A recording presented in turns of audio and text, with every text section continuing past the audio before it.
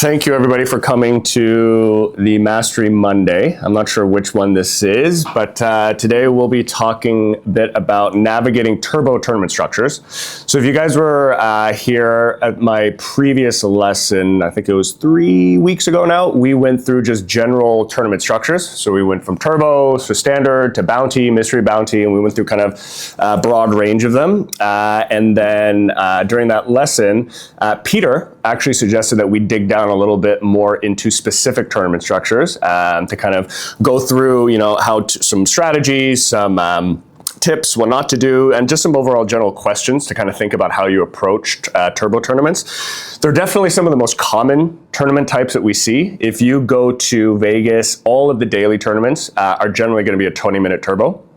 All of the playground ones tend to be a 20-minute turbo as well. So 20-minute turbos tend to be very consistent and ubiquitous across just tournament structures.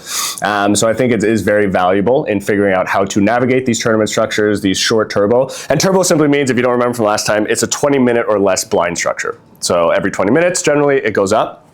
It's very rare that you see less hyper turbos. You might see some in underground tournaments, but it's very rare that you'll kind of see hyper turbos in casinos, unless it's specifically like a hyper turbo. Funnily enough, in Asia, Taiwan, those poker circuits are doing a lot more turbo, but hyper. Like they'll do like 9-minute blinds. Yeah, in Cambodia, they a friend of mine went and their hyper turbo was 12-minute blinds, and your starting stack was like 10 or 15K. So it's essentially a bingo fest at that point, right? You're going all in every hand. You're hoping to get a massive stack by that end of late reg, and then you turn that into a standard tournament structure, right? So quickly just going through what we did last week. So understanding live tournament structures is from the other lesson, but why these structures matter. Not all tournaments reward the same skills. Structure impacts stack depth, how much you start with, how much your average depth you tend to play with throughout the tournament is, the variance in each tournament, the level of patience required for each tournament is also different. Your frequency of bluffing is also different in these structures. And then the overall complexity of decision making tends to differ between all these different types of structures as well. So if good players adjust strategy, great players choose the right events. So again, I don't remember if you had last time, you saved that slide, but we'll have it at the end here, is what types of tournaments should I play? Like, what are you comfortable with? Hone in on what you're comfortable with, and then start playing those tournament structures, and then try out some that you might not be comfortable with. Most common live multi-table tournaments. So this was, again, just a recap of last time. So you have your turbos, you have your standards, you have your deep stack / championship style. You have your bounties, so progressive knockouts or static bounties or mystery bounties. You have your satellites and your re-entry rebuy. Re-entry rebuy, not really its own structure type, but some allow rebuys and then some are freeze outs, which is just a single entry. So core ideas, each of these tournaments offer a different type of structure. Some favor aggressive players, some favor more passive players. Understanding the differences and the play style for these and matching them to how you're comfortable with playing is going to do you wonders in the long run. Playing out, again, I can't stress this enough, especially with turbos, playing outside your bankroll causes a lot of stress and affects the decision making. So if you're not willing to fire a few bullets in a tournament and that buy-in is what's causing you stress, you probably need to go down a level for that buy-in. Always buy into a tournament that you have no problem twice, 3 times rebuying, because that's when you'll be kind of playing the best. Too results-driven, false sense of accomplishment, defeat, need large sample size. So again, this is more for beginners. It's like, I've seen multiple times newbies come into the space, they win a tournament, usually a turbo, and we'll go through that why, because luck and variance has more to play with it, and then they have this false sense of accomplishment. Hey, I won a tournament, I can now go buy into that $300 one. And then usually what happens is they fire 2 or 3 bullets, they don't ever do it again, they're like, oh, I should never play. So just manage expectations and always just be down to earth when you win a tournament and figure out like what you did right, what you did wrong. So today we'll dive into turbo. So just overall, from a high level, turbo tournaments, what do they mean? So they're usually 10 to 20 minute blind levels. Shallow stacks quickly. So you're basically, today's turbo is a good example. So what do we start? We start with 20K at 1-1. So you have a significant amount of blinds to start off with, but immediately goes to 200. So it cuts it in half. And then as every 200 goes by, your stack depth in big blinds goes down dramatically. Play fewer hands.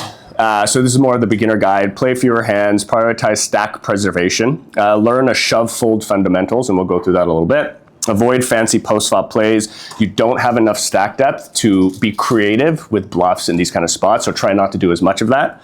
Common mistakes can be calling all-ins too wide, trying to outplay opponents, as we've said, and how to kind of adjust to that and exploit is shove tighter than the population. So generally what you're seeing at the table or that tournament, the attendees of that tournament, and value hands go up quite high in importance. Each one of these slides we're gonna have some bullet points, and then it's open to discussion. I'd like to have more of a discussion because I think turbo tournaments here, most people are familiar with because we played a lot of it. So I think that having an open discussion kind of helps you guys think a little bit more about some of these items. So what makes these turbos tournaments different than the other ones? As we mentioned, blinds rise quickly, which means stacks shrink fast. So it's super, super important to always keep a mental note of how many big blinds you have. I always tend to, at the start of each hand, just count your chip stack, do a quick mental math, how much is that in big blinds, and that can be your first step in adjusting for the turbo strategies. Most play happens with shallow stacks. Again, we all start off the same, but inevitably, level 3, level 4, when the blinds are 2, 4, 5, or 3, 6, you're playing in that 20 to 30 blind range, right? So it's not a deep stack tournament. It's higher variance and pressure. Of course, blinds or structures are shorter, so people are going to be jamming a lot more. Some folks are going to be jamming with marginal hands when you have a good hand, and the cards will do what the cards will do. You'll face a lot of higher variance, especially in the turbo structures. There's more all-in decisions and fewer post-flop spots. Now that is timing on kind of the tournaments. The later you get, the more you kind of have that post-flop action. And timing matters more than hand strength. Any questions on those points? Should be pretty straightforward. So this is more open-ended. Like how does the faster blind growth change your willingness to wait for premium hands? You don't have to play every hand. You can just answer if you have an idea, if you have a wider range. Consider position more. Very good, Oz. So position is key. Position plays are very important in turbo structures. Premium hands, are you waiting? Should you be waiting for aces and kings and ace king in a turbo structure? Should you just be sitting there when the blinds are ticking up every 20 minutes, no aces, no kings, fold, fold, fold? You can play that way, but likely what's gonna happen is you're gonna have a tiny, tiny stack, and people are gonna know exactly what hands you're gonna play. Your image is very clear at that point for these turbos. So more adept players can pounce on that. They can see, oh, he's very, very nitty, so I can attack his blinds very aggressively. Like if you have someone who's waiting for premium hands in a blind, steal those blinds. Steal it as many times as you can, because in turbos, you want to win those blinds. Like if you can keep winning blinds, that's what, 2 bigs, I think? One, yeah. Big blind, ante plus a small blind. Though that amount, that 2.5, is going to be super important as the blind structures go up. This is fun. Do you think turbos reward skill or luck more, and why?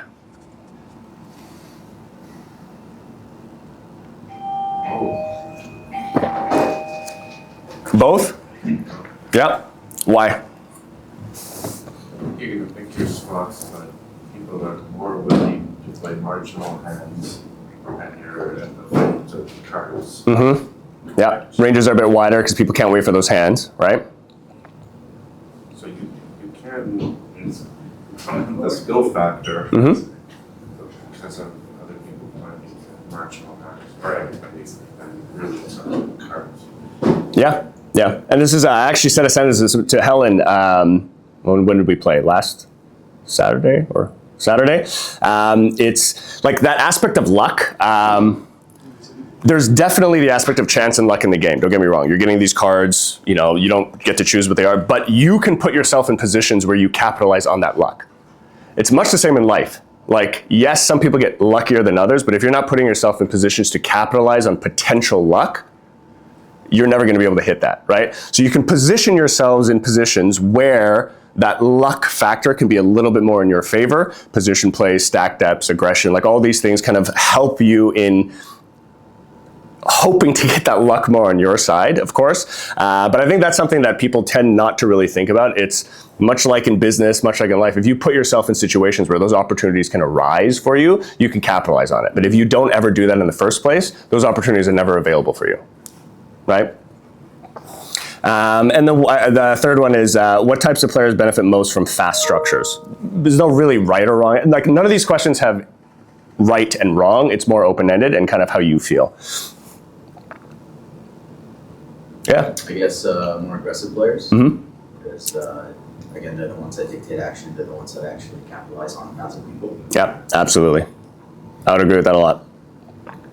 Also the one that's, I guess one thing with Turbo is make sure you can identify the style of play of your opponents at the table and adapt to the style of play and by having, I guess, an optimal hand selection and being, I guess, to an extent, tight aggressive on average, you'd be putting yourself in a better spot to win more turbos. 100%. Yeah, Anton, it's a really good point. It's really know your table makeup. Like, when you sit down at that table for the first hand, if you're not involved, take extreme notes. Like, really just start tagging the players. Oh, he tends to be more loose. He tends to be more tight. He tends to overfold. He tends to overcall. Just put those simple tags on them, and then that'll give you a base foundation of kind of how you operate against these players. And then going back to the point of at least knowing the charts. Like, again, I'm not a GTO person.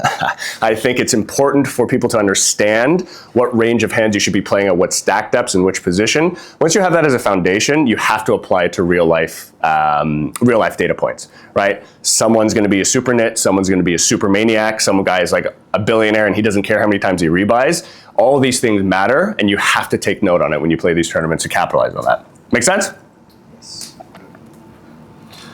Cool. So early stage. Usually in that first, 2 to 4, 2 to 5 blind levels, play tighter than you would be in a deep stack multi-table tournament. Of course, kind of makes sense, right? Avoid speculative hands without position. So this goes back to the position. Again, it's really important in Turbo. If you want to play speculative hands under the gun, like I've recently made this adjustment.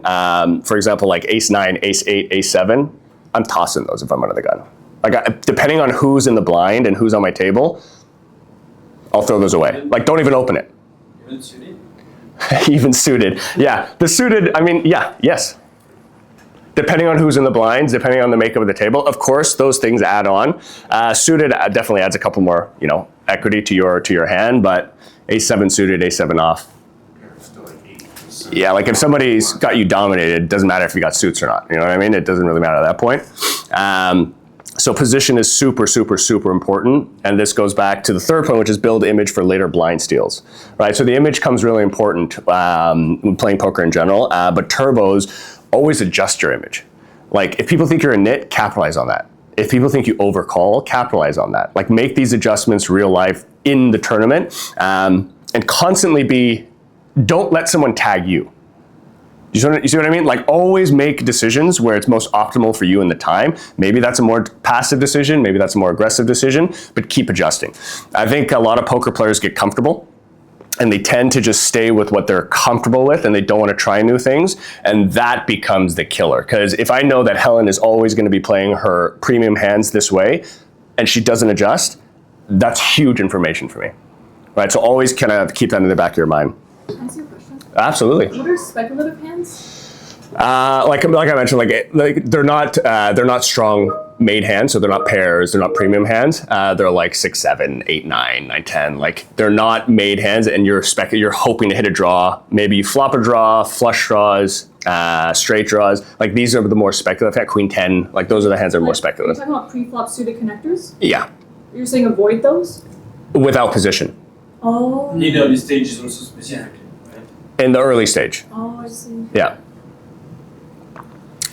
So this is the fourth point. This is what Anton has mentioned, is gather reads early. This is super, super important. And that's not just for turbos, just in general. Get the reads on your players as soon as possible. And then value clean spots over thin edges. Essentially meaning, like, when it's clear that you have a value hand and you're betting, bet those hands. When it's for thin margin, like you've got top pair on a potential straight and a flush board, and you don't think they have the straight or the flush, and you're going for that extra little bit of thin value, try not to do that in turbos, because that's where you lose your stack. You'll lose, 4 or 5 BBs, because I think, I got Helen here, but she just like rivered 2 pair. And I just value betted myself, right? You've just lost 4, 5, 6 blinds that are super valuable in those early stage tournaments. So unless it's a clean value spot, try not to get thin value. Just check it down, they'll check it. Those points make sense? Yeah, and what do you think of, I guess to your point is also avoid opening hands and being very conservative with your stack with hands that's gonna suffer from a 3-bet. Yeah. Right? And to your point of value the clean spot again, the synergies, if you want to value top pair on a board that's super dangerous, if you get 3-bet, then it's really a complicated. What are you gonna do? When you have value showdown and you can just win Exactly. and I guess play conservative. Exactly. Okay. Exactly. Should you aim to build a stack early or preserve chips? Good. I think you said preserve chips early, Yeah.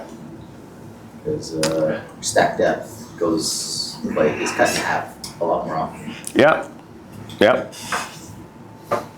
It's also tricky because, a lot of people have think that early on you can build a stack because it's like super low blinds. You can get in there, you can play a bunch of hands, you can sucker out. Yes, that can happen, but it's way more valuable if in the early on you're a little bit more conservative, you protect that stack, and then post late reg, when the blinds are already large and you're playing between that 20 to 30 minute, then you can go a little bit more aggressive. Having an early stack when you get there is definitely more valuable, but it's not hard to navigate. Like if you have 20 to 25 at that stage, most of the other people are going to have that 20 to 40 range, right? So you're not really competing against super deep stacks. So for turbos, you don't tend to need to get a massive stack early on. It'll definitely help, but don't put that as a kind of strategy early on. Just be a little bit more conservative. Try not to lose those chips. How can table image help help later blind stealing? So this means how can you build your image in a way where later on when you're stealing blinds after the late reg, people actually believe you? Play more nutted hands. Play hands that when you get to showdown, you have the nuts, the second nuts, the third nuts. You are always showing down the winner. When you get to those stages, when you want to steal those blinds, people will believe you, especially after late reg. Yeah. When do you want to start, I guess, kind of playing to steal blinds, I guess? That's a great question. Early on, if you see this also goes to who are in the blinds. If the player, depending on who's in the blinds, if you know someone is super nitty and they fold a lot or they're very passive, try to steal those blinds. But if you have somebody who's willing to see hands, who show it, don't get in there unless you have a pretty good hand. Make sense? Early stages, Mr. Antonin? So abusing cutoff and puck. Position, yeah. Again, a position. As with all tournaments, position is super important, but turbo becomes even more important. So stack depths in turbos. So a couple points here to be aware on your stack awareness and thresholds. So strategy changes dramatically by your stack size. I think that's pretty obvious for everyone here. The way you play with 15 blinds versus when you have 60 blinds, vastly different. The range of hands you're playing, vastly different. The positions you get involved in, vastly different. So always keep an eye on your stack depth and do that quick mental math. How many big blinds is this compared to the rest of the table or the average stack in the tournament? So 20 BBs plus still allows you to raise, right? You can open 2 BB. 10 to 20 becomes reshove territory. Right, you're not really opening when you have that. You tend to reshove, meaning someone's already open and you're shoving on top of that person's range. And then less than 10 BB, it's basically a push or fold. So you're just jamming or you're folding, right? You're very rarely opening any hand less than 10 BBs in these structures. Very rarely.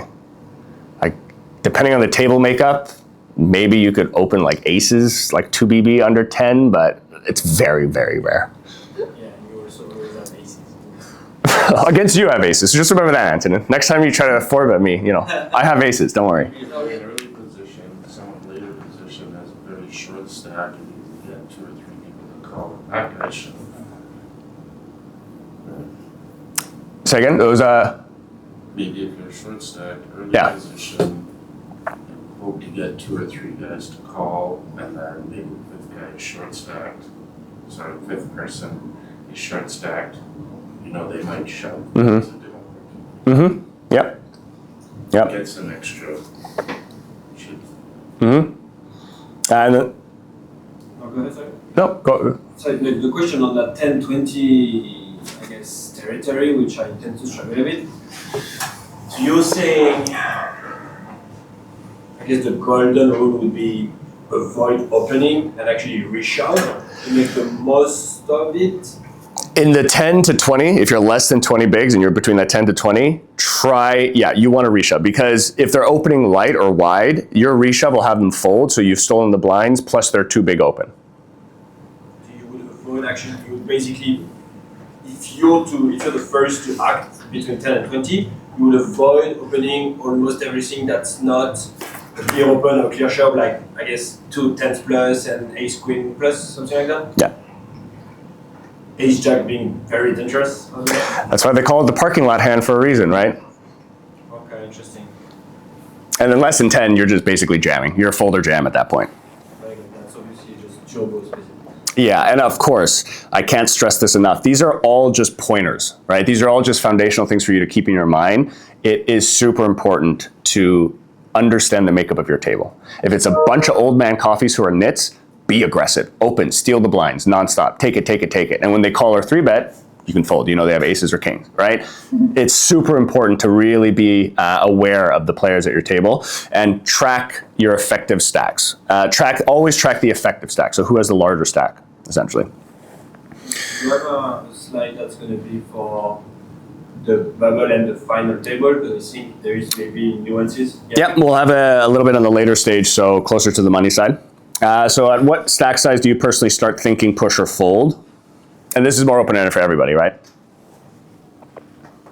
Usually Like yourself, yeah. 10-13, let's say, for myself. Yeah. Around 10? 10 to 13. Yeah? Yeah, around the 10 mark. 15. 15. Okay, I got 15 over there, yeah? If there's a bunch of people at my table with less than 10 though, I might change that strategy. Very good point, Jennifer. See, again, it's being very cognizant about the table, the stack depths that you're playing against. Yeah, that's a very good point. I watched something recently on how to build a stack in MTT, so it's not really proper to Turbo, and I saw something that was really interesting. Is reshoving to re-steal if there is 1 or 2 opens. Even when you have, I guess there is a rule, he said that at least 30 or 40 bigs, and you could shove 30 or 40 bigs to steal. If there is, I think, could be like at least 10 to 20% of your stack, something like that. Yeah, so that goes for the effective stack, like tracking the effective stack. Like what you're pointing out is exactly what that concept is knowing, like, let's say I have a huge stack and I know I can put a lot of pressure on people. Like knowing that dynamic between chip stacks is super important, because as you said, it can affect that type of play and that type of jam. Like I've seen that happen. I think it's more for just like standard, not turbo tournaments, but yes, that's definitely something that that makes sense. How often do players ignore stack depth and misplay hands? I think I've seen this so many times. I mean, okay, so you said it'd be at the beginning, usually. People, throw around their bigs a little too freely. Mm-hmm. Play, unoptimal hands. Mm-hmm. I've seen on the flip side when they have a lot of insane chip stack, they're just in there with they limp call everything. I think everybody has played with a couple limp call everything before. Those guys are definitely not applying these type of strategies to their game, which is a benefit to you, because if you know that they're not doing that, tag them, adjust, and play accordingly, right? You always want to be the one that has more information than your opponent. That's kind of always the key in this game, because it's such limited information. Every little bit of information gives you that extra 0.2%, right? That edge is what we're talking about. Stack depth, any questions? Makes sense, pretty straightforward. Yeah. If the entire table was like short, let's just say maybe it's like a hyper where it's like everyone has like 10, 15, like 10 max stack size like 12, 13 bigs. Does your strategy change on push and fold? Yeah, it does. And this was something that I brought up early on where like I saw in Cambodia and in Asia, they're actually doing a lot of super hyper turbos with like 10K, 15K starting and 9-minute blinds. In that case, you're basically jamming every like King 10's a jam, you know, like Ace 8 is a jam. Like the ranges becomes a lot larger. Again, that like that would have to be a completely separate. I would think that hyper turbo structure is a completely separate lesson it would need, because like a lot of these things wouldn't apply when you're talking about that specific type of structure. Because that type of structure early on, you want to build as much chips as possible. Also, you're going to be rebuying a lot because you're putting yourself in those spots with marginal hands trying to suck out on a pair, for example. This situation would actually happen in a turbo like tonight, but closer to the final table and with ICM, which is a completely different topic. Exactly.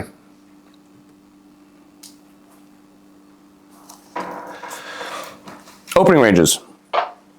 So I think everybody here has already had kind of some lessons and pre-existing knowledge on kind of just general, you know, what opening ranges are, positions, plays, and all that kind of stuff.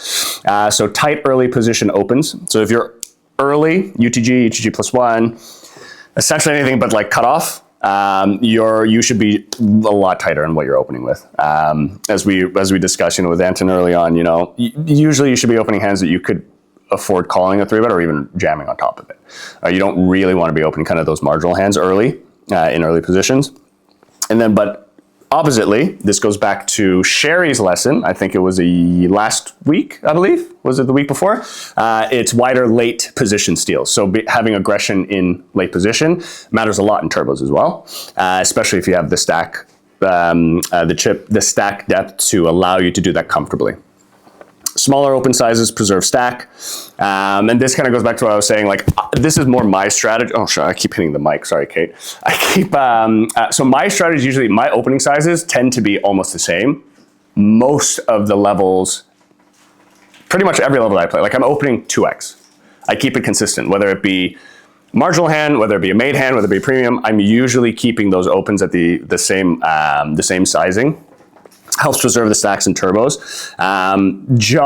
Peter had a couple other suggestions. He's like, well, sometimes I do 3, sometimes I do 1.8. Like, it really depends on kind of how you're comfortable with. But for me, I tend to like keeping it consistent because that's just one less information point that someone else can have about me. Because if I open 2.5 when it's a solid hand and I open 2 when it's a normal hand, an astute player will be able to pick that up and be like, oh, he opened 2.5. It's probably a playable or a made hand. Yeah. In a turbo specifically, you think there is a value in consistently opening 2.5 or 3 early stage and then doing only 2 when you're closer to the puck? I mean, honestly, we discussed this last time. Yeah, we discussed last time. I don't know. I don't know. I don't know. I like to keep it consistent for myself because I find that that's more, it's just a personal preference. And it's less to think about. Like, I know if I'm going to play a hand, I'm opening 2x. I don't have to think about 2.1, 2.2, 2.5. Like, I'm not worried about any of that stuff. It's just 2x and I open and then I adjust to whatever happens after the fact. So honestly, yeah, I think it's personal preference. I'm not sure if there's a more right or wrong answer in that one. I'm trying to think. I guess that's someone at the table who's just a calling station and 2 bigs and they're willing to do it. Aren't you going to adjust and increase? Well, if they're a calling station, they'll call 3 bigs. Yeah. They'll call 4 bigs. They'll call 5 big. That's the issue with the calling stations, right? So I don't think, like, unless you're opening 10 bigs, okay, they might double think, but there's some folks who are just going to call whatever you open because they like to get involved, right? So I'd rather open 2 and not risk losing that extra 1 or 2 BBs if I don't hit, or if he makes if the opponent makes a better hand. At least I preserved a little bit of that chip stack early on.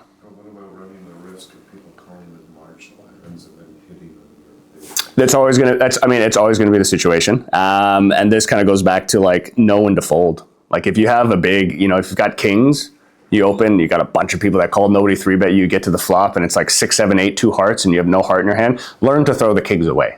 Like, don't get married to these big hands. A lot of players kind of get stuck to them. I got aces, I got kings, oh, I got to call. Oh, I got to see if I got bad beat. Like, no, just throw it away. Like if you know you're beat, chuck them away. You'll save a lot of money in the long run.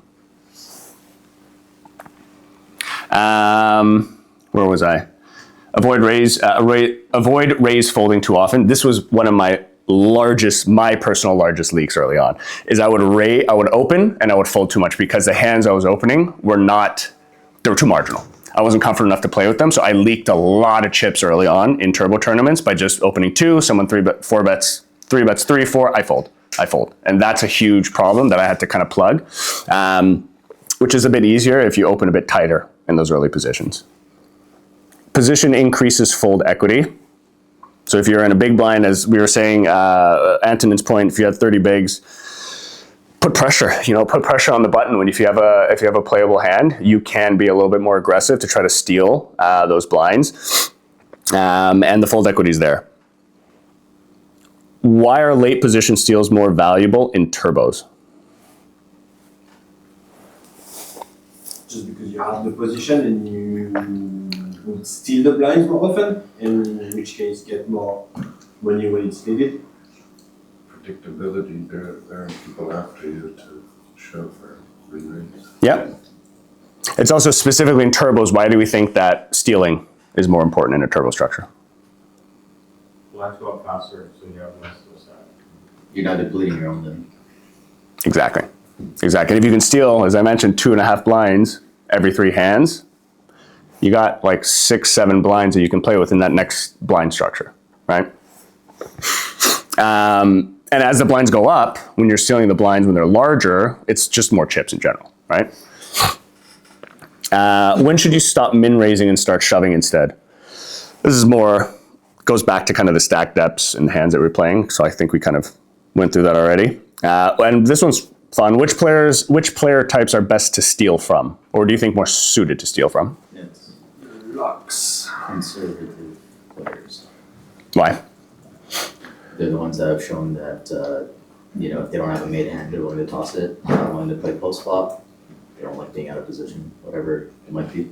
Absolutely, yeah. And going back to kind of Sherry's lesson earlier, it's, you're defending a lot wider in the blinds and stuff like that, right? Yeah, so that makes sense. Opening ranges. You just marry this with a GTO chart, which I think everybody's kind of seen. Just memorize the color of the squares. Like that's how I do it in my head. The opening hands, the fold ones, just memorize the shape of the color, and generally you'll have enough information to kind of to use it when you're at the table.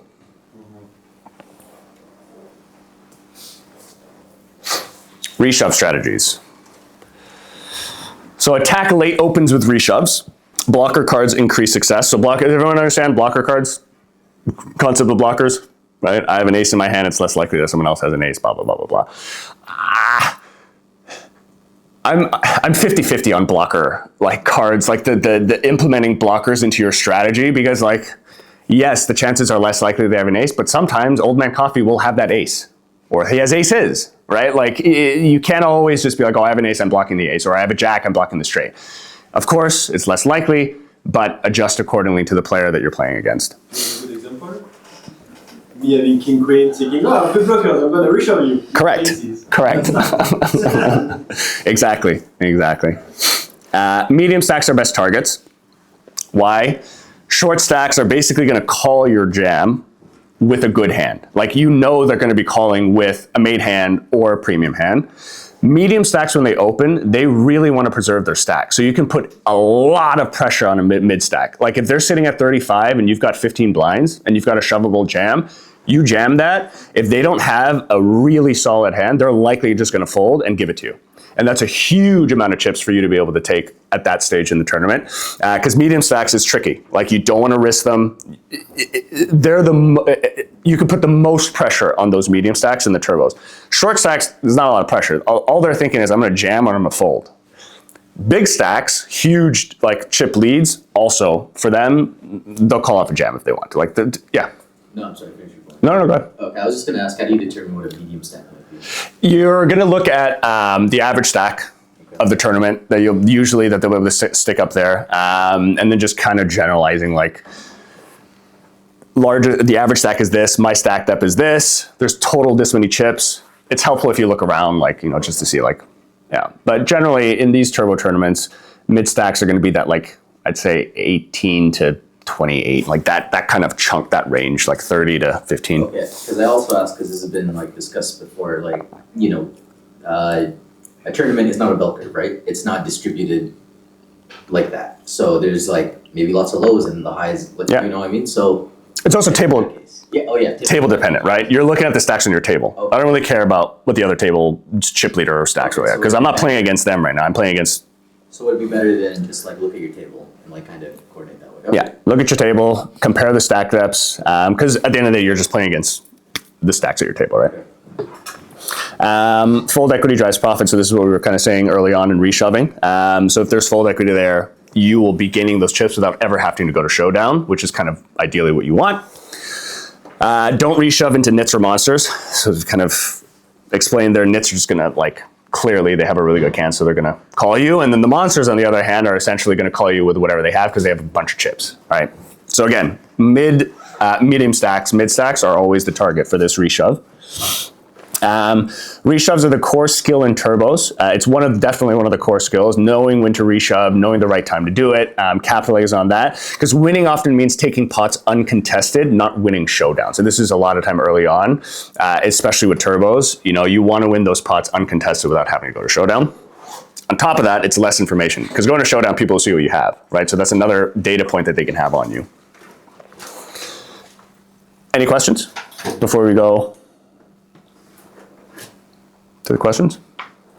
If there's a flat caller against an open, are you more incentivized to shove with a blocker or less incentivized? I would say a little bit more. But again, player dependent. Like those type of questions I find are super, like you can have general understandings of yes, you should do it, yes, you shouldn't, but you know, if I'm opening and then Antonin 3-bets and then you're in that position, like what do you think we have? You know what I mean? Like it's a lot of this is player dependent when you're actually in it. So it's super important. Again, like beating a dead horse, tag your opponents. Have that mental tag. And it's very easy. Like the way I do it is overcall, overfold, passive aggressive. Those are essentially the four things that you kind of gotta think of when you're tagging a player. Do they overcall? Do they overfold? Are they passive in the action? Are they aggressive in the action? And then once you have those four data points, mix and match to each player at your table.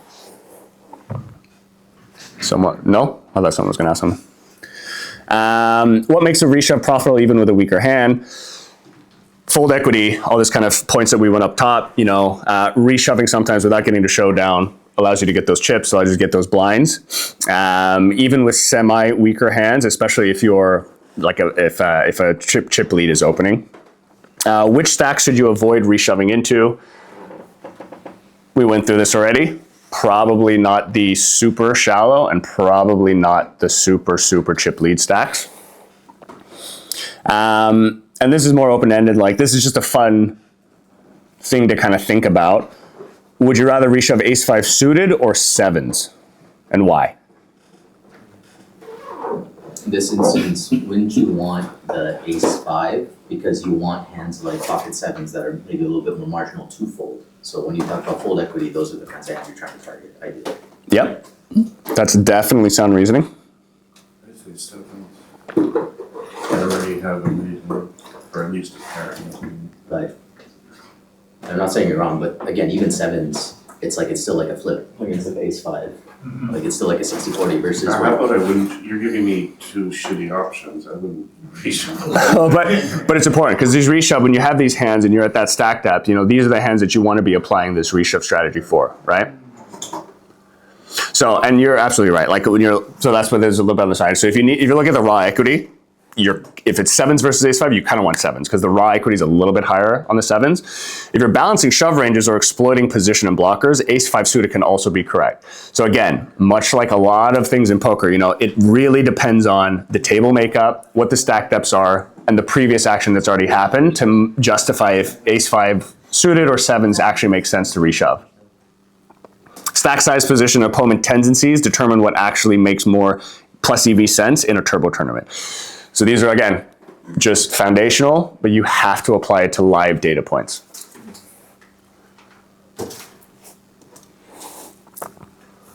Bubble and pay jump. Adjustments in turbos. So as we just mentioned, when you're close to that bubble, when you're close to the pay jump, you know, reshoving on mid stacks, it's a good strategy because they have a fear of busting. They're not super comfortable with their chip stack yet. So if they lose an all-in with 15 or 20 bigs, they're going to be severely decimated. So exploit that. Put a lot of pressure on these mid stacks when you're playing close to the money. Big stacks pressure tables, so it's pretty obvious. A good big stack player, you'll be able to notice because they are very, very aggressive and they put a lot of pressure on the table, right? They're stealing the blinds constantly. They're 3-betting a lot. They're bombing when they're on the flop or turn. That's just something you have to keep in mind with the big stack. And even on a big stack, there's strategy in and of itself, like how you should actually play as a big stack in a tournament, especially in turbos. Short stacks must shove correctly. So when that shove correctly, just in general, you know, shove into mid stacks, the hands that you're picking to shove, position, all these things matter when they talk about kind of shoving correctly. So take kind of what you've learned, put that on the table, adjust to the players at your table, and then generally, you know, those reshove strategies can be pretty profitable in the long run. ICM mistakes are very common with folks in turbos, especially also beginners, because a lot of folks don't understand what the ICM even means. These chips, when you're close to the bubble or in the money, like they actually have dollar values for the amount of chips that you have. So just understanding that is a whole other lesson in and of itself. ICM, people could take 45 minutes just going through ICM. So just learn a little bit about that on your end, because it does come in valuable when making the right decision when you're at the bubble. Should I play this hand? Should I choose the ladder up? Like when I was playing here at the 580 on Saturday, I probably didn't play a single hand for 2.5 hours just to squeak in because I didn't have the chip stack. Like all these things kind of matter when you're playing these. As a foundational knowledge, just having it helps a lot more to make intelligent decisions down the line. Survival versus chip EV trade-off. Am I surviving just to min cash, or am I actually trying to win? I know the value of these chips. I can put myself in riskier spots to gain more chips. These are all kind of sub layers going into like in the money bubble strategies that is very beneficial for you guys to kind of just read up on. You know, watch a couple YouTube videos. There's great stuff out there, but it's very, very valuable to know this. Yeah, last week I remember I was the bubble. I was literally the bubble, and I was like 300 stack. And I had pocket queens, and I thought, okay, if I wait around, I might have made the final table, but I couldn't resist the final pocket queens, and I lost out on cooler. So there you go. See? Yeah, and that's like and that's for the tournaments we're playing. It's not life-changing money at the top, but when you're talking about $500,000, when you're talking about a potential $1 million win, like those decisions are worth $350,000, $400,000. Like it's not a small decision anymore, right? So it's a very important thing to kind of keep in mind when you're playing.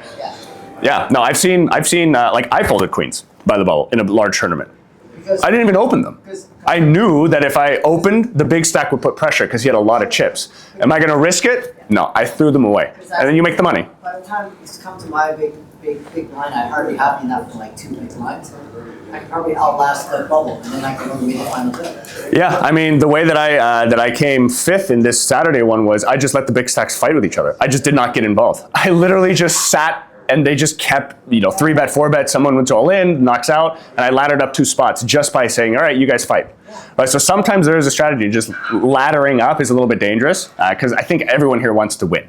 Like we're here to be number one. We're not here to min cash.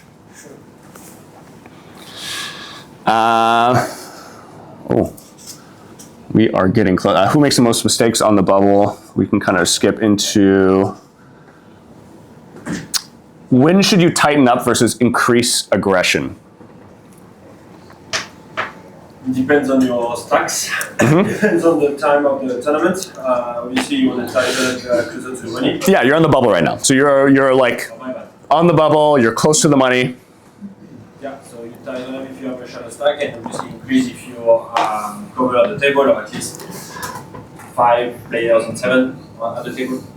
70% of the table, if you cover them, you want to open. Depends on who's in the blinds behind you. Yeah. Yeah. So it's a lot of it is like post soft money, like the bubble's just above the pop. That's one way of playing. Certain stack depths will play certain ways. Once you've hit the money, That's going to be another adjustment to your strategies. While you're already in the money, well, okay, my stack depth compared to the other 8 people, where am I sitting? Am I the least? Am I mid stack? Am I high stack? Like, you have to constantly be making these adjustments as you hit the money.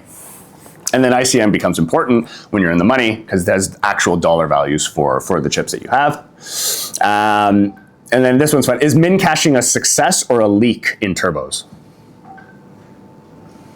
No right or wrong answer. I guess you have it on the right, which makes sense, yeah. What do you mean, so how do you define the correct play versus, I guess, I understand the leak when you do the goal, but how would you define the min caching being the correct play?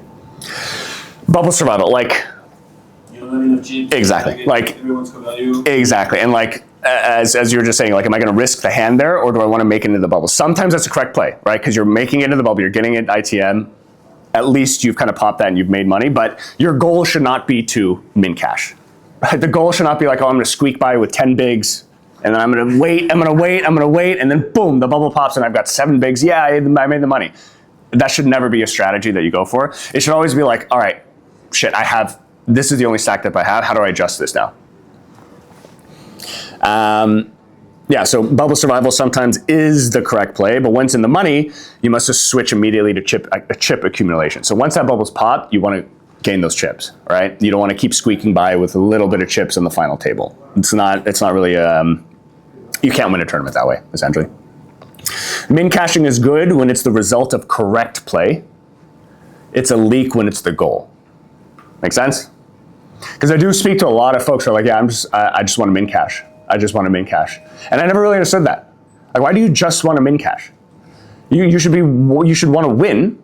And then if unfortunately you min cash, okay, great. But you weren't aiming to min cash. Like, everybody here should be wanting to win number 1, not min cashing. Make sense? Yeah. Make sense? I'm not sure if I understand, but I think so. Min cash? Final table turbo play. So this is when your final table, and we only have a few minutes left. So pay jumps change decisions naturally, right? These turbo tournaments, it's only top 3 that really matter. But when you're in a larger turbo tournament, especially in like Vegas, if you go to a daily, those $200 daily turbos are not small. Like last time I was there, first place was $22,000 for a $200 turbo. It's a massive, massive payout for first. And once you hit that final table, it's like 10th gets or 9th gets a couple grand and then $4 grand. But when you hit the top, it's $22,000. So it's a significant pay jump. So that really does matter when you're talking about a larger tournament with higher payouts. Reads must develop quickly, as we mentioned. Take notes. Note those players down as early as possible so that once you hit the final table, hopefully you've already had notes on them, you already know how they play, you have more information than they do. Short stacks will shove wider on the final table, so just keep that in your mind. If a short stack shoves, could be a little bit wider. Aggression increases heads up. So this is something that I think is super important for a lot of people to develop the skills for. A lot of underground tournaments will allow folks to chop, and I understand the chopping, it's not life-changing money, whatever, get it done, but I think it's super crucial for people to have heads up experience because there's no way you can win a tournament without knowing how to play heads up. In a big tournament, yeah, you can chop it, but you want to win. And heads up in and of itself is a completely different strategy than just normal full table ring, 6-handed poker. Like, your aggression level in heads up becomes significantly higher. Your ranges are a lot wider, and there is like a limping strategy. Right? There's very little limping strategy at any other stage of the tournament, but there are actual limping strategies in heads up play. So heads up in itself is a completely different beast that requires a lot of studying, and you just have to get heads up action. Like, that's the best way to kind of know and train for that type of stuff. And then finally, adapt faster than opponents. So this is kind of the theme of most of my lessons so far. It's tag your players, adjust accordingly, and always have one leg up on your opponents. That's generally going to be good for the long run. What mistakes do players make at turbo final tables that you've seen? The hand selection. Hand selection. So people too wide. You've seen, or I mean, I don't know if I would say too wide in the sense that if you're last in chips, obviously you're going to be wider than tighter because you need it and you need to develop because there's no ICM pressure if you actually that last. But I would say, especially on the average, if you're in between 3 to 4 cylinder stacks, yeah, you definitely want to select the hand that makes sense depending on your position. Because I've done the mistake recently on a big final table, and yes, it wasn't necessarily a turbo, but it applies to any final table. Yep. You want to make sure that you select the good hands and you avoid to call all in, rather you go all in to put the pressure. I would say it's a big thing as well. Yeah, yeah. So that goes back to the reshove strategy, right? You kind of have to implement that as well. Yeah, I mean, I think that's in essence of time. We can finish up here. So key turbo tournament principles, think in blinds, not chips, okay? I have to keep stressing this. If you guys play online, change your chip display into BB. Do not keep it as chips, like the chip count. Keep them as BB and just train your brain to think in big blinds. It's gonna be a lot easier to do calculations down the line. You don't wanna be doing like 550,000 chips divided by 1,200. Like nobody wants to deal with that. Fold equity wins tournaments, again, so find those spots, reshove, jam, steal the blinds as much as possible, force people to fold because you're putting a lot of pressure on their chip stack. Avoid marginal spots. This is specifically in turbos because you just don't have the time nor the stack to be able to recover from it or play creatively with it. Pressure medium stacks. Be decisive and proactive. Right, so this kind of all ties everything down. Too many questions. So this I'm going to keep up just for here, but it is the end. This, like, we'll share it, I think, on the Google Drive or whatever. But again, I think this is really valuable for everybody who wants to play tournament style. It's just figuring out, you know, how much variance can you handle. That'll determine low tolerance, high. High tolerance, you're good with it. Turbo bounties are great. Standard and deep stack for your low tolerance. Your biggest strength. So are you patient? Are you aggressive? Are you disciplined? Or are you a short stack? Like you're comfortable with short stack. That'll kind of be deep stack for the patience, aggression for the bounty, discipline for the satellite. Because for a satellite, you don't mind min caching because the min cache gets a seat. So the first place and the min is getting the exact same thing, right? So that's a completely different strategy than most of all the other tournaments that we're talking about. And then how long can you play, right? Limited time, you're gonna go for your turbos. If you don't mind grinding and you can sit for the multi-day ones, hop into those standard deep stack tournaments to really stress test yourself on endurance and patience and all that kind of stuff. All good? Yes. Now let's go play.